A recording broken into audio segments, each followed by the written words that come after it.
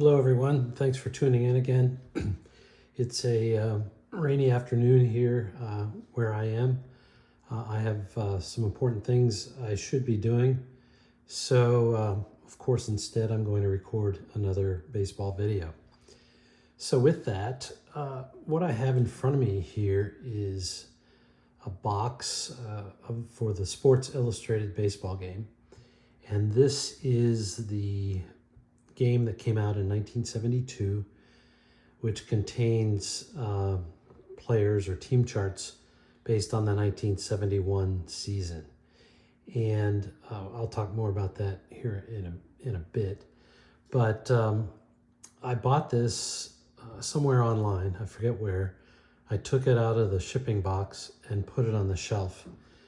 And part of the reason why I haven't taken a close look at it is that I'm an active member of the SI Baseball group on Facebook, and everything you need to play SI Baseball can be found in that Facebook group, and that includes what's in this box purportedly. I really haven't, I peeked into the box, but I really haven't looked at it very closely. So I'm going to show you what's in here and maybe pique your interest a little bit in the SI baseball game. Given that this was based on the 71 season, I can see evidence of some pictures from 1971, and that includes in the middle here and a little bit on the right, you can see Manny Sanguillen sliding into a base, perhaps second base, I don't know. Maybe Dave Johnson covering, I don't know. But they've obviously airbrushed out Manny's number 35 off of his uniform, and any evidence from the Orioles guy that he's Baltimore Orioles. So not sure what the licensing aspects of all that were, but in any case, that's what they did. It looks like maybe Jim Palmer up in the upper right-hand corner. So with that, we're going to open this box and see what's inside. So what we have is some plastic here holding the game parts. I'm going to start with this because I really wasn't familiar with the Sports Illustrated game having this field, but it's a hard plastic field. You can keep track of the outs up above. You can keep track of what inning is up there. They've got a generic stadium here with center field at 410 feet straight away. You don't see that much anymore. That's actually where Three Rivers Stadium started out to be 410 feet, which was a great improvement from Forbes Field. But even Three Rivers Stadium brought their outfield center field fence into 400. I digress, of course. And then there's a scorekeeping mechanism here down in the lower left-hand corner with a spin dial, so you can keep track of the runs of the teams, and it goes up to, I think, 19 runs. So in many ways, this was ahead of its time because this was before the designated hitter, and runs were probably less easy to come by. That's just a little slam on the DH, sorry. And this is what the disc looks like. It just goes in the back here, and let's see if I can snap that back on. It may or may not stay, but I guess I could always just put this back in here and keep track that way, or I could actually keep score. And this is a pad, an original pad of Sports Illustrated baseball score sheets. So it looks like they have one line for each batting position. There's a defensive rating here, which defense in Sports Illustrated baseball is done on a team basis. And there's also a running rating, which is good for steals and taking the extra base. This is not going to be a tutorial about SI Baseball. I've got some other videos on it. I've built a spreadsheet to recreate player charts. I've done a lot of analysis on the game. So with that, we'll take a quick look at the rules. And they're advertising here actually a new all-time all-star baseball, sometimes known as ATAS in the lingo. And so they made 16 all-time teams. Here's an order form for various aspects, including the football game, college football game, golf game, etc. They have a little newsletter here. I have not read it, obviously, because I didn't open the box.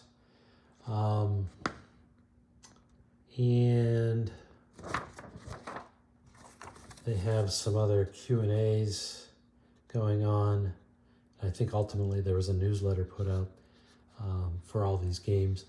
And then they actually have some corrections up on the top for the original version of the game, which was the 1971 edition, which had the 1970 season results. The most famous of these is that they mixed up Bert Campaneris and I'm not sure if it's Willie Davis or who it is, but the running ratings were mixed up. Obviously, Bert Campaneris is the speedster, so he gets the top rating of 5. As an aside, if you have the 1970 version of this game, or 71 as the case may be, there's a project in process to identify all the typos and corrections that are needed. That'll eventually be on the SI Baseball Facebook group. So with that, we have a whole bunch of charts here. And for each team in this edition of the game, they had one chart per team. And on the one side are the batters, and on the other side are the pitchers. And in this particular year, they had a pretty good selection of pitchers. I know, I forget what it is in the previous year, but in the following year, the 1972 year, they really shortchanged people on pitchers. I've since made some charts for some supplemental pitchers, which are on the Facebook page, but in any event, a full season replay would be a little bit more challenging with the 72 season cards. The charts are very colorful, and the colors of green and red are indications of left-handedness or right-handedness. In the case of green is red-handed. Green is right-handed, and red is left-handed. And then the other interesting thing is they made a batting chart unique to each pitcher. And you can see one obvious thing about these batting charts is that they have a lot of blue on them, and blue boxes on these batting charts happen to be strikeouts. So these pitchers are going to strike out a lot. Red is other kinds of outs. So and then green is hits and so on. So again, then you have the batting side, and the key thing about the batting side is they were kind of ahead of their time. They had splits, left and right splits for the batters only. So that's kind of interesting. So the other thing that they have, again, this isn't a tutorial, but they have a speed rating, which is the number inside the star over here, going from 0 to 5, and then a bunting rating, which is indicated by either the green star or the red star. So there you have it. And these charts have been used, but they're original. And if you want replicas of these charts, hate to say it, but go to the Facebook page. There's a whole PDF where these have been recreated, if you will, along with a few corrections made. So what else do we have in here? Oh, so we have a score sheet in here where the Tigers play the Orioles, the original owner. They only got so far, it looks like, making the original lineup. I don't know. This is a good example over here on the left where you can see the defensive ratings. And of course, Belanger and Brooks Robinson get very high ratings. And the higher this total team number goes up, the more likely there is to roll an out on the pitcher chart. And so you see Baltimore's defense rating was 50 in this case based on the lineup, and Detroit was 30. 30 is still above average, I think. And when I did my analysis, I think 23 was about the average. But there you have that. There is a rule book. It doesn't have too many pages in it. I guess 2 pages for the rules. Pretty straightforward. What do we have here? We have more team charts. One last thing on the charts. Again, I don't want this to be a tutorial, but the way this game works is you roll the dice on the pitcher first, and if the box is empty, you go over to the batter chart and roll again and resolve the result right away off the batter chart. So some pitchers have almost no color boxes filled in, so they're just plain green, and some have yellow, which is a walk, and some of them have, like Juan Marichal, Gaylord Perry here, actually have a ground out or a fly out or a strikeout, which can occur on their chart, and they never get to the batter chart. I guess I'll editorialize here. I will say the one flaw in this game is that, from my analysis, good pitchers were made too good in the game. That's a whole nother topic. I have other videos on that topic, so we're not going to go into that here. So with that, let's go ahead here and see what else we have. So we have the special situation charts, and this is where you can get wild pitches and box, and then there's a legend for how to read the results on the colorful charts. Here's a bunting chart, a suicide squeeze chart. There's something called a manager decision chart, which is basically taking the extra base. And then there's stolen base charts, and then there's a more complex chart which allows injuries to creep into the game. And then there's other definitions as to resolving types of ground balls depending on the runners on base situation. So that's the game charts. It looks like all the team charts are probably here. Very nice shape, actually. I was happy to get this, more for collecting than playing. But yeah, the only other weird thing is the Washington Senators moved to Texas to become the Texas Rangers in 1972. And I don't know if I can find it here, but the Washington Senators chart was actually called the Texas Rangers chart in the game. So I guess given that it was issued in 1972 and we knew the team was moving, that was a decision that they made, but it really wasn't the Washington Senators players. So I've either got an incomplete game or the Washington Senators chart, or the Texas Rangers chart, didn't make it into this group. No big deal, sorry. Oh, here we go. Texas Rangers. These were actually the Washington Senators and their players. So one trivia question, who was their manager at the time? None other than Ted Williams.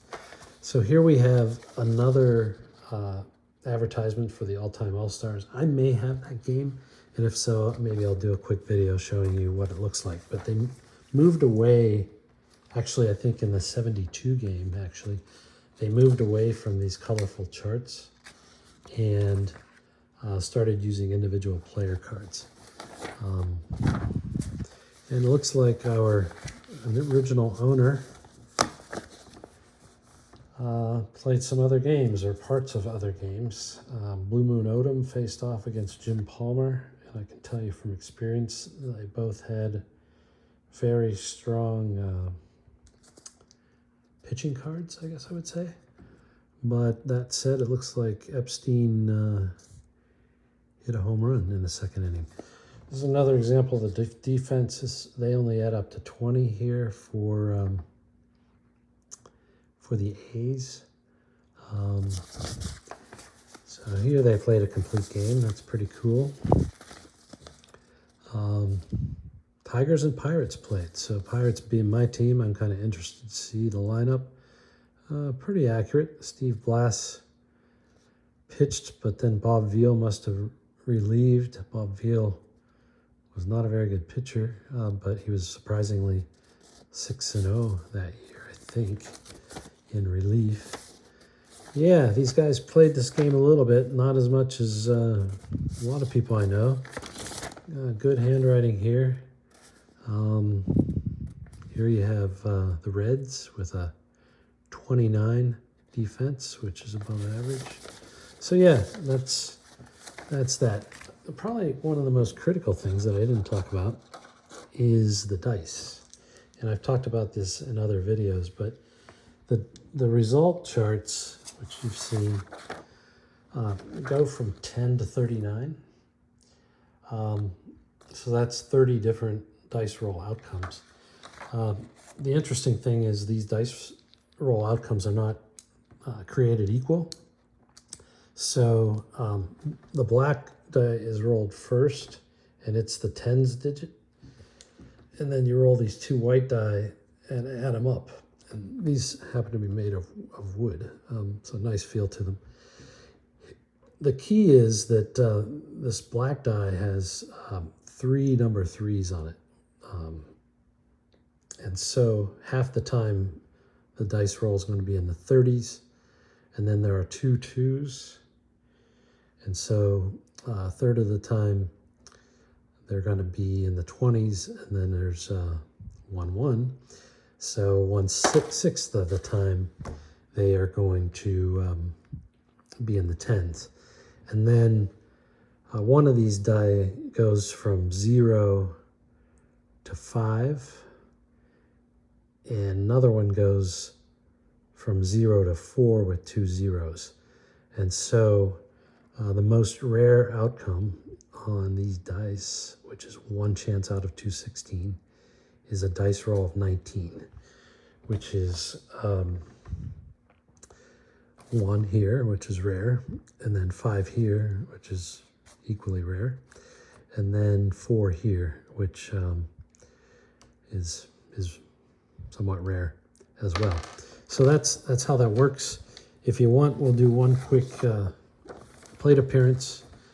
We'll take Al Downing, very, very strong chart, probably too strong. We'll roll on his chart. Here's 25. It's not anything. It's a blank green square. Lets him have an intra-squad game and have him bat against Richie Allen. How about Richie Allen? Before he went to the Phillies, I guess, or maybe after. I don't know. Anyway, so you roll the dice again. 16, a little bit of a rare outcome. You read 16. There's a green square with a 1 in it. That's a single, and I think that's a pretty generic single, so the runner advancement probably is only 1 base. But there's, I think, 4 different kinds of singles, 3 different kinds of doubles, and that influences the base runner advancement. There's multiple types of ground balls. There's a double play ball, and then 2 other ground ball types, and then I think there's 4 fly ball types. The main difference being 2 of them either guarantee a sacrifice fly or create the possibility of a sacrifice fly. So that's it. You know, I think one thing that's missing from this game, I think, if I've seen in pictures, I think there were base runner, plastic base runners that would fit in these spots. I'm sure they could be 3D printed. But yeah, that's it. It's actually a fun game. You know, feel free to check it out. The Facebook group is your best bet. I may show what's in some of my other boxes. I have the 71 version with the 70 season charts, slightly different than this. And then I think I have the 72 year with the 73 year with the 72 season cards. And I'll probably show what those look like at some point as well. Thanks for watching. As always, feel free to comment and like the video. Whether you like and subscribe is not that important to me. It's nice to know if people like it. If you prefer, and I prefer, leave a comment. And if you don't like it, I would prefer you leave a comment to that effect rather than the down arrow. But that's not what I'm doing this for. This is just to bring sort of an educational and entertainment aspect to our hobby. Thanks again for listening. Take care. Bye.